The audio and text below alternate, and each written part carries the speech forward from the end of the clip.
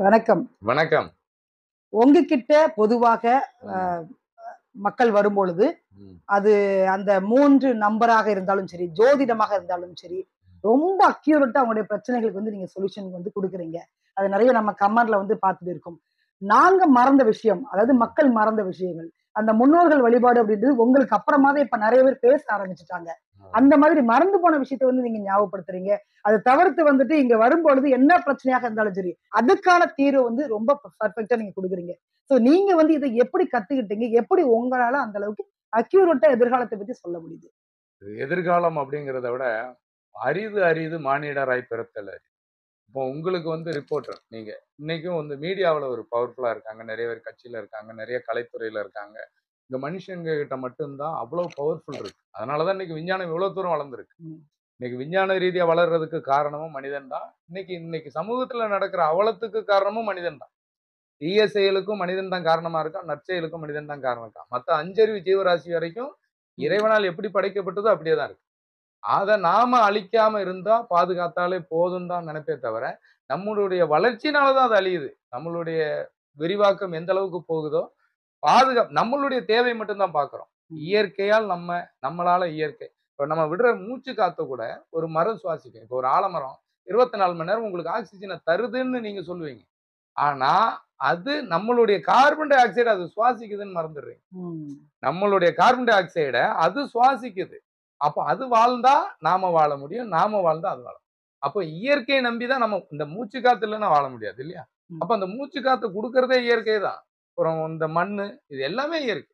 அப்ப இந்த இயற்கையினுடைய மொத்த உருவம் பாதுகாக்க வேண்டியது நம்ம நம்ம வீடு மாரி அது. ஒரே விஷயம் தானே. சிவனுடைய வரலாறுல டயலாக் என்னது? மேல வானம், கீழ பூமி. எல்லாம் சிவன் சொத்து. இதுல நாம குறிப்பிட்ட காலம் வாழப் போறோம். இதுல எதையும் யாருக்கும் தீங்கு விளைவிக்காம, நம்மளுடைய தேவைகளுக்கு தகுந்த மாரி வாழ்ந்தாலே பல 1000 வருஷம் வாழலாம். ம். அப்படின்னு நிரூபிச்சவங்க தான் சித்தர்கள். இந்த மாரி என்கிட்ட ஜாதகத்த கொண்டுட்டு வராங்கன்னா, இன்னைக்கு அடிப்படை தேவை என்னவோ அத மட்டும் தான் கேட்கிறாங்க. ஒருத்தங்களுக்கு கல்யாணம் ஆவல, குழந்தை இல்ல, எனக்கு பணம் இல்ல, எனக்கு பணம் இல்ல.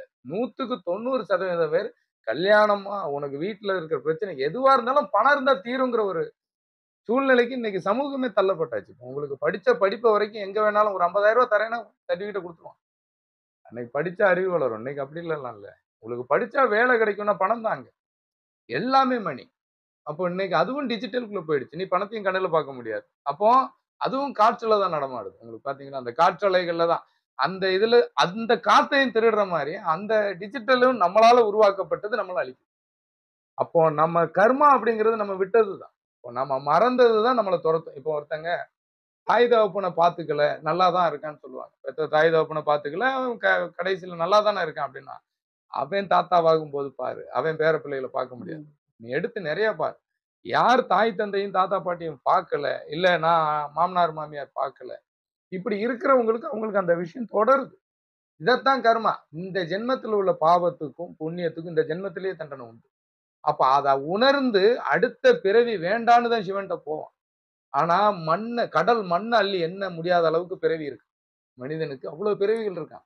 ம். இதுல இந்த சித்தர்கள் எல்லாம் பல 1000 வருஷம் அந்த 18 சித்தர்களுக்கு மட்டும் நீங்க எண்ணற்ற சித்தர்கள் கூட அழிஞ்சிரும். இந்த 18 சித்தர்கள் வரலாறு அழியாது. ஏன் அப்படின்னா, இவங்களுக்கு ஏன் பிறவி கிடையாது அப்படின்னு சொன்னா, அவங்கள நாம வணங்க ஆரம்பிச்சிட்டோம் தெய்வமா. அப்ப அந்த உயிர் இங்கேயே ஒருத்தர் போய் ஒருத்தர் வேண்ட வேண்ட அது இங்கேயே நடமாடும். அப்போ அவங்க உடல் அழிஞ்சாலும் அந்த உயிர் இந்த மண்ணுல வாழுங்கிறதுனால தான் சித்தத்தை அழிந்தாலும் உயிர் இங்க வாழுது. அதனால தான் ஜீவன் சமாதி. ஜீவனுக்கு இந்த உடல் அழியும். இந்த உயிர் அழியாதுங்கிறதுக்கு தான் ஜீவ சமாதி. உயிருக்கு அழிவு என்னைக்குமே கிடையாது. சிவனுக்கு அழிவு கிடையாதுன்னு சொல்லியிருக்கே தவிர, எந்த எந்த கடவுளுக்கும் அத சொல்லல. அதனாலதான் சிவன் எந்த தேவையும் இல்லைன்னு பிரபஞ்சத்த நோக்கி தவம் இருக்காரே தவிர, அவர் ஒரு ஆலயத்த நோக்கியோ, அத்தனை கடவுளும் அவர நோக்கி தவம் இருக்கலாம். அவரு ம். யார நோக்கியும் தவம் கிடையாது. அவரு பிரபஞ்சத்த நோக்கி இருக்கிறார். அப்போ பிரபஞ்சத்துக்குள்ள தான் அவரு. இப்ப எல்லாமே அப்படித்தான். அப்போ அந்த ஜாதக கட்டங்கிறது குடும்பம். நம்ம குடும்பத்துக்குள்ள தான் நம்ம. அப்ப அங்க சிவன்ங்கிறது இங்க அப்பாவாயிடுச்சு. சிவன் இல்லையேல் சக்தி இல்லை. சக்தி இல்லையேல் சிவன். அப்போ அம்மா இல்லன்னா அப்பா இல்ல. இப்போ குடும்பம் தான். அப்ப அந்த குடும்பத்துல உள்ள ஏதோ ஒரு உறவு கெட்டு போச்சுன்னா, அது கெட்டு போயிடுதுங்கிறீங்கல்ல. அப்போ அது அது தசை நடக்கும்போது, அந்தந்த பிரச்சனைகள் வரும்போது அதுக்கு உண்டான தீர்வு ஈஸியா சொல்லிடுறோம். எனக்கு அந்த 3 நம்பர் சொல்லி கேட்கிறோம். ஜாதகத்துல இந்த ராசிக்கு நான் எப்போ முன்னுக்கு வருவேன்? இந்த நட்சத்திரத்துக்கு எப்போ நான் முன்னுக்கு வருவேன்? இந்த லக்னத்துக்கு நான் எப்போ முன்னுக்கு இதத்தான் கேட்கிறானே தவிர, உனக்கு ஒரு ரூ. 10,00,00,000 பணம் வந்துருச்சு. உடம்பு பூரா நோய். நீ அந்த 10 கோடியை அனுபவிக்க முடியாது. பணத்தை வச்சு என்ன பண்ண போற? எந்த நோயும் இல்லாம உங்ககிட்ட 10 ரூபா தான் இருக்கு, உழைக்க தெம்பு இருக்கு, போதுமே. அப்போ இன்னைக்கு நம்மளை சுத்தி எப்படி வாழ்றான், அதுக்கு தகுந்த மாதிரி நாம வாழணும்னு நினைக்கிறேன். அதாவது நம்மளை சுத்தி 4 பேர் மாறிட்டான்னா நாமளும் அதுல மாறிடணும். அதான் சொல்லல, ஊர்ல அத்தனை பேரும் அம்மனமா அலைஞ்சு நாம கோமணம் கட்டினோம்னா நாம பைத்தியம் அப்படின்னு இந்த ஊர் பேசுங்க. அப்போ ஒருத்தன் தெளிவா பேசினாலே இந்த ஊர் உலகம் முட்டாளும் தான் பேசும். இப்ப என்னுடைய உடம்புல என் முன்னோர்களினுடைய அணுக்கள் இல்லைன்னா எனக்கு இவ்வளவு ரீச் வருமானம் எனக்கு தெரியாது. இப்ப என்னை இயக்குறது இந்த கிரகங்களும் பிரபஞ்சம்னா இந்த இயற்கை தானே என்னையும் இயக்குது, இந்த இயற்கை தான் படைச்சு என்ன பேச வைக்கிறதும் அவங்கதான். ஒருத்தங்க என்னை தேடி வர்றாங்கன்னா அதனாலதான் சொல்றேன், விதி இருக்கிறவங்க என்னை தேடி வருவாங்கன்னா என் மதியால அவங்கள நான் வெல்ல வைக்கிறேன். அப்படின்னா இந்த விதி அப்படிங்கிறது ஒரு விஷயத்துல இருக்கக்கூடிய கேடு. இப்ப சொல்லுவாங்க, டேய் அது தலைவிதிப்படிதான் நடக்கும் அப்படிங்கிறது முடியாது என்பது முட்டாள் வார்த்தை. திருக்குறள் இருக்கு, தெய்வத்தால் ஆகாது எனினும் முயற்சி தன் மெய்வருத்த கூலிவர்.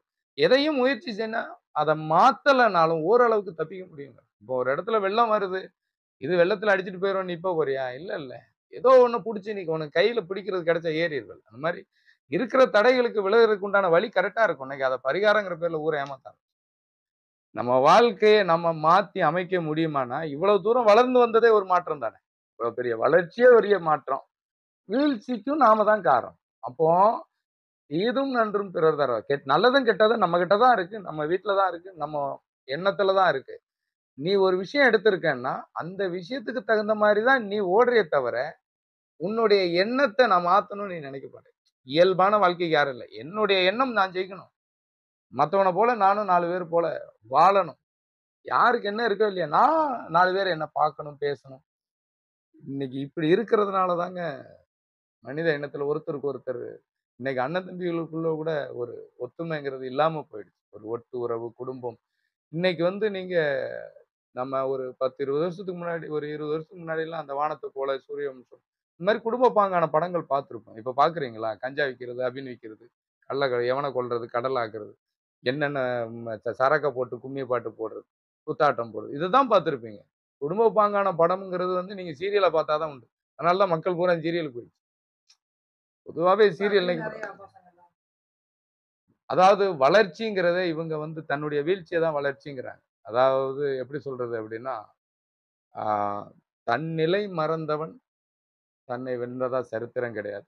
விதிதான் ஜெயிக்குங்கிறவன் மதியை யூஸ் பண்ண மாட்டான். மதிங்கிறது அறிவு. அறிவுங்கிறது நல்ல விஷயத்த பார்க்குறோம், கெட்ட விஷயத்த கேட்குறோம்னா அதுல இருக்கிறது நல்லது கெட்டது ஆராய்ச்சி பண்ணி அதுல இருக்கிற தெளிவை எடுத்தோம்னா நம்ம வாழ்க்கையில கண்டிப்பா ஜெயிக்க முடியும். இங்க தன்னுடைய சுய நலமே இல்லாம யாராவது நம்மளை கை கொடுத்து தூக்க மாட்டாங்களான்னு தான் இருக்காங்க எல்லா விஷயத்திலுமே. நான் கஷ்டப்படுறேன், உழைக்கிறேன், முன்னுக்கே வரல, யாருமே எனக்கு உதவல, என்னை தூக்கி விட ஆள் இல்லைன்னு நினைக்கிறே தவிர என்னால முடியும், எனக்கு உண்டானது போதும் அப்படிங்கிற மாதிரி இங்க யாருமே இல்லை. ரகுவரன் சார்லாம் சொல்லுவார், அவ்வளவு பேர் வாங்கினதுக்கு அப்புறம் அவர்கிட்ட ஒரு பேட்டி எடுக்கும்போது சொல்லியிருந்தார், நீங்க செஞ்ச பெரிய தப்பு என்னன்னா நடிகன் ஆனதுன்னு. அதே மாதிரி என்ன நீங்க மிஸ் பண்றீங்கன்னா, ஒரு பெரிய வயக்காடு, அதுல 4 ஆடு, அது கூழோ கஞ்சோ, அது அந்த வாழ்க்கை போதும், அதுதான் நிரந்தரம், அதான் சந்தோஷம். இன்னைக்கு ஒரு சந்தோஷமா ஒரு டீ கடையில் டீ குடிக்க முடியாது, என்னோட சுதந்திரம் மொத்தமும் போச்சுங்கிறார். இன்னைக்கு அதைத்தானே நாடே விரும்புது. மக்கள் நாகரிகங்கிற பேர்ல கல்விக்கே பாருங்களேன், 3 வயசுல ஒரு குழந்தை ஸ்கூல்ல ஒரு 5 மணிக்கு குழந்தையை எழுப்பி 6 மணிக்கு பள்ளிக்கூடத்துல பஸ்ஸுக்கு ஏற்றிடுவான். அந்த குழந்தை அந்த ஸ்கூல் பஸ் இங்கிலீஷ் மீடியம் வந்ததுல இருந்து போய் அந்த ஸ்கூல்ல போய் சேரக்கு 10 மணி. அந்த குழந்தை வீட்டுல தூங்காது, ஒழுங்கா சாப்பிட்டு இருக்காது, அது வண்டியிலேயே தூங்கி ஸ்கூல்லயும் போய் தூங்கி ஒழுங்கா சாப்பிட்டும் சாப்பிடாமையும் இன்னைக்கு அன்னைக்கு 1 பாத்ரூமோ 2 பாத்ரூமோ ஒரு குழந்தைக்கு சொல்லி கொடுக்கும் போது வந்தது. இன்னைக்கு அப்படி இல்லைல்ல, 4 குழந்தைகளோட பழகினாதான் அது வரும்னே நம்புறாங்க. ஏன்னா இவங்களால முடியாதுன்னு நினைச்சிட்டாங்க. 4 குழந்தைகளோட பழகினாதான் வரையும் அதை நீ சொல்லித்தர, ஏன்னா நீ தயாரா இல்லை, எனக்கு நேரம் இல்லை. அப்போ எஜுகேஷனை 3 வயசுலங்கும் போது அது அலைஞ்சு கடைசியில வீட்டுக்கு வர்றது எத்தனை மணிக்குன்னா 6 மணிக்கு ஏத்து 10 மணிக்கு விட்டது, கடைசியில அந்த ஆர்டர் பிரகாரம் தான் வரும், கடைசியில வீட்டுக்கு அது 6 மணிக்கு வரும். 3 வயசுலயே பிஞ்சு விதைய நசுக்கி அதுக்கு அப்பவே திணிக்கிறோம். நீ படிச்சு வாழ்க்கையில பெரிய டிகிரி ஆகி பெரிய சம்பளம் வாங்கினாதான் அந்த உலகம் மதிக்கும். 4 நல்ல கருத்துக்களை தெரிஞ்சுக்கணும், பெரியவங்களை மதிக்கணும், நம்ம பூர்வீகம் என்னன்னு தெரிஞ்சுக்கணும். நம்மளை சுத்தி இருக்கிற சொந்தம்னா என்ன, பந்தம்னா என்ன, நிறைய பேத்துக்கு பூர்வீகமே தெரியல.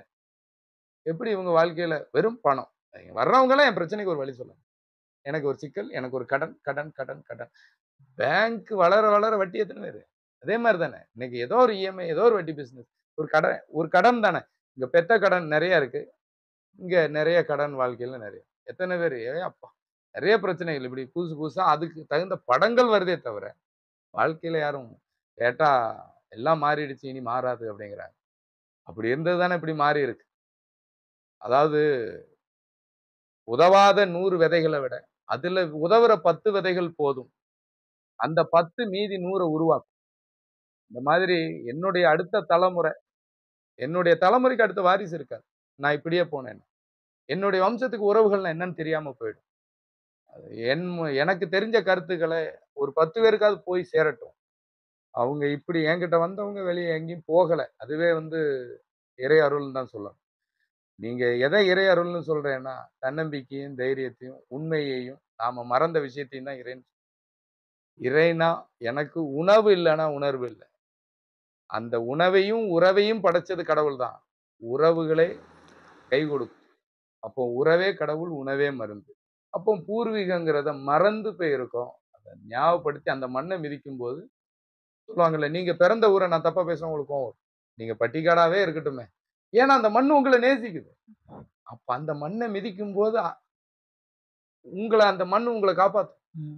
அப்போ நம்ம குலசாமின்னு ஒரு சிலர் 1, 2 கும்பிடுறாங்க. அதுக்குன்னு ஒரு வரைமுறை இருக்கு. ஜாதகத்துல எப்படி 12 கட்டம் இருக்கோ அதே மாதிரி சீர்வழி தெய்வங்கள், அதாவது கிளை தெய்வங்கள், குல தெய்வம்னு இருக்கு. இதை கரெக்டா ஃபாலோ பண்ணி வந்தது அந்த பாரம்பரியம். அதைத்தான் என்னுடைய அதாவது 49வது பதிவுல சொல்லியிருக்கேன். இந்த மாதிரி நிறைய பதிவுகளை சொல்றேன். திருப்பி திருப்பி போகணுங்கிறதுக்காக அதை சொல்லிட்டே இருக்கேன். அது இந்த மாதிரி சொல்றதுனாலதான் அவங்களுக்கு தீருது. தீராத நோயும் சரி, ஒரு ஸ்கின் டிசீஸ் வந்தவங்களுக்கு டாக்டர் ட்ரீட்மெண்ட் எடுக்கிறாங்க. டாக்டருக்கே ஸ்கின் டிசீஸ். உங்களுக்கு காப்பர் சத்து இல்லை, செத்து போன அணுக்களுக்கு வைத்தியம். அப்போ காப்பருங்கிறது கேழ்வரகு. அதுக்குண்டான உணவு எடுத்துக்கிட்டு அந்த சத்து அணுக்கள் நீ அந்த மண்ணை மிதிக்கும் போது அது ஆக்டிவேட் ஆயிடும். அந்த உணவு எடுக்கும்போது சரியாயிடும். அதாவது ஒரு குறைய எப்படி செஞ்சா சரியாகணும்னு தெரிஞ்சா ஜோதிடத்துக்கு பரிகாரம் தேவையில்லை.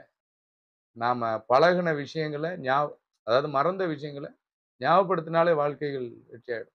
எங்க தாத்தா பாட்டி மாதிரி எல்லாம் யாருமே இன்னைக்கு இல்லைன்னு தான் சொல்றாங்களே தவிர, தாத்தா பாட்டி எல்லாம் அன்னைக்கு எந்த நோய் நொடியும் கிடையாது, என்னத்த இது பண்ணாங்கன்னு தான் சொன்னாங்க. இன்னைக்கு உணவே மருந்து அப்படிங்கிறது, இன்னைக்கு உணவே விஷமாயிடுச்சு இல்லையா? எல்லாமே விஷம். அதுல இருந்து கொஞ்சம் கொஞ்சமா மாத்திக்கணும். மாறுனா எல்லாமே மாறும். நான் என்கிட்ட தேடி வர்றவங்களுக்கு அதை மாறுறதுக்கு உண்டான வழியை காட்டுறேன். அதனால